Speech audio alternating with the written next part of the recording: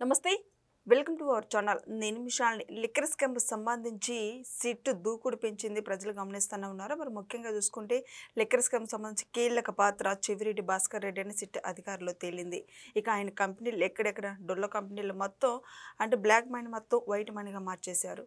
అయితే దీని మీద పూర్తిగా విశ్లేషించడానికి మనతో పాటు స్టూడియోలో ఉన్నారు సీనియర్ జర్నలిస్ట్ డాక్టర్ భరతరెడ్డి గారు ఉన్నారు. వారిని అడిగే విషయాలను తెలుసుకునే ప్రయత్నం చేద్దాం. నమస్కారం సార్. నమస్తే.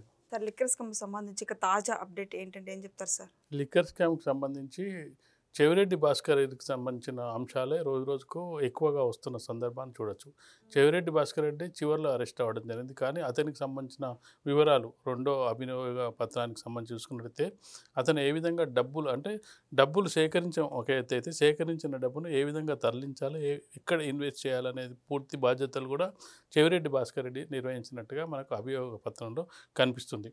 అక్కడ 3,500 కోట్లకు సంబంధించి గతంలో కూడా అభియోగ పత్రాలను కానీ సిట్ బృందం సేకరించిన ఆధారాలని మనం గమనించినట్టయితే 3,500 కోట్లలో 300 కోట్లని ఏదైతే ఎన్నికల్లో ఎవరైతే నిలబడ్డారో గత ఎన్నికల్లో వాళ్లకు సరఫరా చేయడానికి ఇతను తన ప్రభుత్వ వాహనాలని వాడుకొని దాని ద్వారా చెక్ పోస్ట్ దగ్గర పట్టుబడడం ఇవన్నీ కూడా చేశాడు. వాళ్ళకు అందించాల్సిన హైదరాబాద్ కేంద్రంగా అలాగే తాడేపల్లి కేంద్రంగా వీటి కేంద్రంగా డబ్బుల్ని సరఫరా చేయడానికి ఇతను ఉపయోగపడ్డాడు. ఇతని సహాయకులు, ఇతని డ్రైవర్లు, ఇతనికి సంబంధించిన వెంకటేష్ నాయుడు లాంటి వ్యక్తులు, తన కొడుకు వీళ్ళందరూ కూడా కలిసి డబ్బును డిస్ట్రిబ్యూట్ చేయడానికి ప్రయత్నించారు. 300 కోట్లకు సంబంధించి ఎన్నికలకు సంబంధించిన డబ్బును పంచడానికి ఎలా పంచారంటే ఎన్నికలకు ముందు కాకుండా ఎన్నికలకు 6 నెలల ముందు నుంచే ఒకేసారి కాకుండా కొన్ని విడతల వారిగా 8 కోట్లు, 9 కోట్లు ఒకసారి, 10 కోట్లు ఒకసారి ఈ విధంగా పంపకాలు చేసినట్టుగా ప్రాథమికంగా గతంలోనే సిట్ అధికారులు గుర్తించడం జరిగింది దర్యాప్తు సంస్థలు.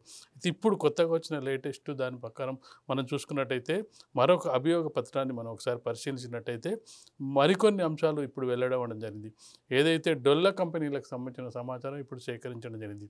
డొల్ల కంపెనీలను క్రియేట్ చేయడం, ఆ కంపెనీలు తన కుటుంబ సభ్యులు బినామీల పేర్లతో కంపెనీలు కొనుగోలు చేసి ఆ కంపెనీలు తక్కువ ధరకు అంటే చాలా తక్కువ ధరలో ఉన్న వాటిని కొనుగోలు చేసి భూములను కొనుగోలు చేసి వాటిని రేటు పెంచి దీని ద్వారా మాకు ఈ డబ్బులన్నీ అక్కడ ఇన్వెస్ట్ చేసి వీటి ద్వారా మనకు ఇన్కమ్ వచ్చింది, మళ్ళీ అమ్మడం ద్వారా ఇన్కమ్ వచ్చింది అని చెప్పి బ్లాక్ మనీని వైట్ చేయడం ద్వారా ఈ విధంగా ముందుకు తీసుకెళ్లారనేది ఇప్పుడు చెవిరెడ్డి భాస్కర్ రెడ్డి మీద ఇప్పుడు వచ్చిన అభియోగ పత్రానికి మనం వచ్చి చూడొచ్చు.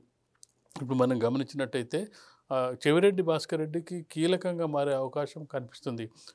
జగన్మోహన్ రెడ్డికి అత్యంత సన్నిహితుడైన చెవిరెడ్డి భాస్కర్ రెడ్డి ఇప్పటి వరకు పూర్తి విషయాలు బృందానికి సహకరించకపోయినప్పటికీ వీళ్ళు సేకరించిన ఆధారాల ప్రకారం ఒక్కొక్కటిగా అభియోగ పత్రాలు బయటకు వస్తున్న నేపథ్యంలో చెవిరెడ్డి భాస్కర్ రెడ్డి కూడా వింత ప్రవర్తనలు కూడా మనం చూడొచ్చు.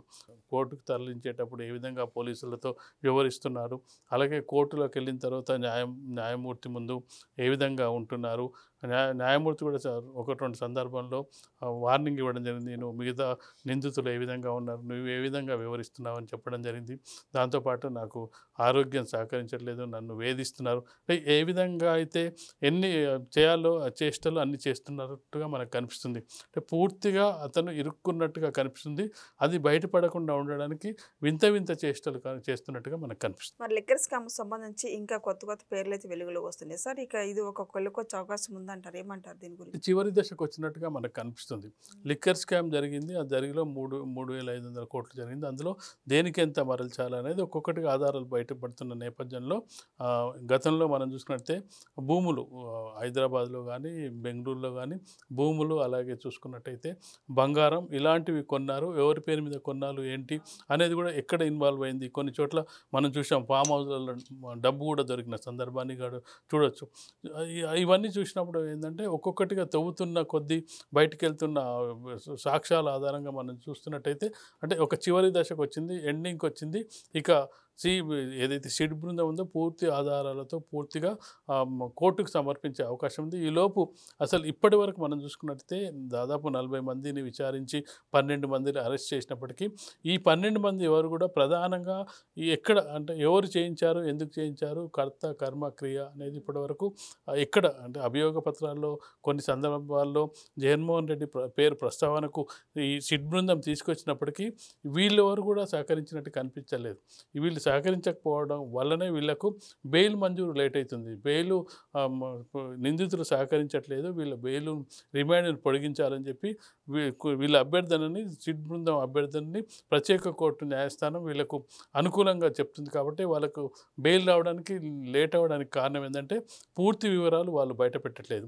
కేవలం వాళ్ళు సంపాదించుకున్న సాక్ష్యాల ఆధారంగా చేస్తున్న విచారణలో భాగంగానే ఇవన్నీ బయటకు వెళ్తున్న నేపథ్యంలో అసలు ఇది చేయించింది ఎవరు, ఎందుకు చేశారు, ఎవరు చేశారు, జగన్మోహన్ రెడ్డి పాత్ర ఉందా, ఉంటే ఎంత ఉంది, అసలు లేదా, ఇవన్నీ కూడా ఇప్పటివరకు బయటకు పడకపోయినప్పటికీ మనం ఆ సర్కిల్ను వాళ్ళు ఆయనకున్న అంచెలను అన్ని చూస్తున్నట్టయితే జగన్మోహన్ రెడ్డి ప్రమేయమో జగన్మోహన్ రెడ్డి చెప్పి చేయించడమో, జగన్మోహన్ రెడ్డి సహకారంతో చేయడమో ఏదో ఒకటి ఉండే అవకాశం ఉందని చెప్పి అనుమానిస్తున్న నేపథ్యంలో, రాజకీయ విశ్లేషణలను జరుగుతున్న నేపథ్యంలో ఇప్పటివరకు వాటికి సంబంధించి పూర్తి వివరాలు ఎవరైతే అరెస్ట్ అయిన చాలామంది చాలా అనుచరులు సహచరులుగా ఉన్న వాళ్ళు ఎవరు కూడా బయట పెట్టకపోవడంతో ఇది కొంత మరింత డిలే అయినప్పటికీ పూర్తి స్థాయిలో విచారణ మరికొద్ది రోజుల్లోనే పూర్తయ్యే అవకాశం అయితే మనకు కనిపిస్తుంది. ఇప్పుడు చెవిరెడ్డి భాస్కర్ రెడ్డి కొడుకు మోహిత్ రెడ్డి కావచ్చు, సోదరు భార్గవ రెడ్డి కొడుకు కావచ్చు, వీళ్ళు అదుపులో తీసుకునే అవకాశం ఉందంటారా సార్? ఖచ్చితంగా. ఇప్పుడు ముందు సిట్టు చేస్తున్నది ఏంటంటే ఆధారాలు సేకరించిన తర్వాత వాళ్ళని నోటీసులు ఇస్తున్నారు. నోటీసులు ఇచ్చిన క్రమంలో నోటీసులు ఇచ్చేటప్పటికి వీళ్ళు వెళ్ళి ముందస్తు బెయిల్కు వెళ్తున్నారు. ఎప్పుడైతే ముందస్తు బెయిల్కి వెళ్తున్నారో ఖచ్చితంగా వాళ్ళు అరెస్ట్ కాబడతారని వాళ్ళే ముందు ఇస్తున్నారు. అంటే తప్పు చేశామని సిట్ కంటే ముందు కూడా వాళ్ళే ముందు గ్రహిస్తున్నారు. గ్రహించి వెంటనే వాళ్ళు ముందస్తు బెయిల్కి వెళ్తున్నారు. ఇప్పటివరకు వైసీపీ నాయకులు ఎవరైతే ఈ లిక్కర్ స్కామ్కి సంబంధించి అరెస్ట్ కాబడ్డారో వాళ్ళు ముందస్తు బెయిల్కి వెళ్ళిన సందర్భంలో ఏ ఒక్కరికి కూడా ముందస్తు బెయిల్ మంజూరు కాలేదని మనం గమనించవచ్చు. దానికి కారణం ఏంటంటే అసలు నిన్ను ఏం ప్రశ్నలు అడుగుతారో తెలియకుండానే నువ్వెందుకు ముందస్తు బెయిల్కు వస్తున్నావు అని చెప్పి భుజాలు తడుముకోవడం అంటే ఇదే అన్నట్టుగా సామెత ఉంది కదా. వాళ్ళు నీకు ఒక విచారణకు పిలిచారు. ఆ విచారణలో నిన్ను అసలు లిక్కర్ స్కామ్ అడుగుతారా, వేరే ఏమడుగుతారు, అసలు దీనికి సంబంధించి నీకేం తెలియకుండా నువ్వెందుకు ముందస్తు బెయిల్కి వస్తున్నారని కోర్టు తిరస్కరించిన నేపథ్యంలో అయినప్పటికీ వాళ్ళు ప్రయత్నాలు చేస్తున్నారు. అది ఒకవేళ కుదరకపోతే దర్యాప్తు సంస్థలకు దొరకకుండా కొద్ది రోజులు అజ్ఞాతంలో వెళ్ళే ప్రయత్నం చేస్తున్నారు. అజ్ఞాతంలో వెళ్ళిన తర్వాత మరో విధంగా హైకోర్టు కాకపోతే సుప్రీంకోర్టు, స్పెషల్ కోర్టు ఏదో ఒక విధంగా వాళ్ళు బెయిల్ తెచ్చుకోవడానికి ప్రయత్నం చేస్తున్నారు. కానీ ఇప్పటివరకు ఆ ప్రయత్నాలు ఎవరికి కూడా సఫలీకృతం కాలేదు. కానీ చివరికి ఏదో ఒక చోట వాళ్ళు లొంగిపోవడమో లేకపోతే పోలీసులు అరెస్ట్ చేయడమో జరిగిన సందర్భాన్ని మనం చూడొచ్చు. కాబట్టి ఎవరు ఈ లిక్కర్ స్కామ్కి సంబంధించిన అనుమానం ఉన్నా వాళ్ళ మీద కొంత ఆధారాలు సేకరించిన వాళ్ళందరినీ కూడా అరెస్ట్ చేసే అవకాశం అయితే కనిపిస్తుంది. సార్, నారాయణ స్వామి గారు ఫోన్ అయితే సీజ్ చేశారు. ఆ ఫోన్లో డేటా మొత్తం ఇప్పుడు బయటకు వచ్చి వెలుగులోకి వచ్చే అవకాశం ఉంది. ఇక నెక్స్ట్ జగన్మోహన్ రెడ్డి పేరు వస్తుంది అంటారా ఈ ఫోన్ ద్వారా? అంటే ఏమంటారు సార్?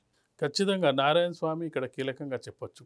ఎందుకంటే ఇప్పుడు అరెస్ట్ కాబడ్డ వాళ్ళందరూ కూడా ప్రభుత్వం బయట ఉన్న వ్యక్తులు. ఒక సీఎంఓ ఆఫీస్లో పనిచేస్తున్న వ్యక్తులు తప్పిస్తే మిగతా వాళ్ళందరూ కూడా ఎంపీలో లేకపోతే సహచరులో లేకపోతే తోడా చైర్మన్గా పనిచేసిన వ్యక్తులు, వైసీపీకి సంబంధించిన వ్యక్తులు.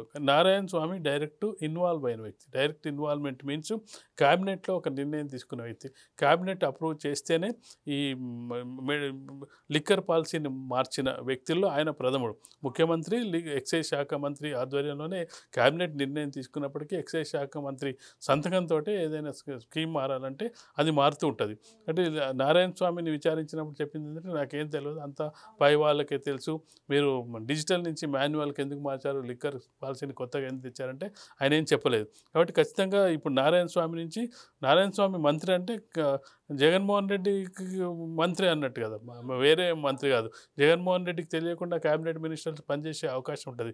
నారాయణ స్వామి దాకా వెళ్ళిందంటే జగన్మోహన్ రెడ్డి ఎంత ఇన్వాల్వ్ అయ్యిండు జగన్మోహన్ రెడ్డి అనేది కూడా ఇప్పుడు లిక్కర్ పాలసీకి సంబంధించి ఎందుకు లిక్కర్ పాలసీని మార్చాల్సి వచ్చింది, ఆదాయ వనరు ప్రభుత్వానికి తీసుకురావడానికా లేదంటే సొంత లాభాల కోసం అని చెప్పేది ఇప్పుడు దర్యాప్తు ప్రభుత్వం దాకా చేరింది. అంటే గత ప్రభుత్వంలోని వ్యక్తుల వద్దకు చేరిందని మనం అనుకోవచ్చు. సో ఇదని చూశారు కదా, లిక్కర్ స్కామ్ సంబంధించి ఈ కొత్త పేర్లు వెలుగులోకి రావడం జరుగుతుంది. ఈ నేపథ్యంలోనే ఇక నారాయణ స్వామి ఫోన్ అయితే సీజ్ చేశారు. ఇక ఈ వెలుగులోకి వస్తే డేటా మొత్తం జగన్మోహన్ రెడ్డి పేరు వచ్చే అవకాశం ఉందని సమాచారం అయితే వస్తుంది. ఇంకా ఏం జరగబోతుంది లిక్కర్ స్కామ్ సంబంధించి నెక్స్ట్ వీడియోలో తెలుసుకుందాం. Thank you sir.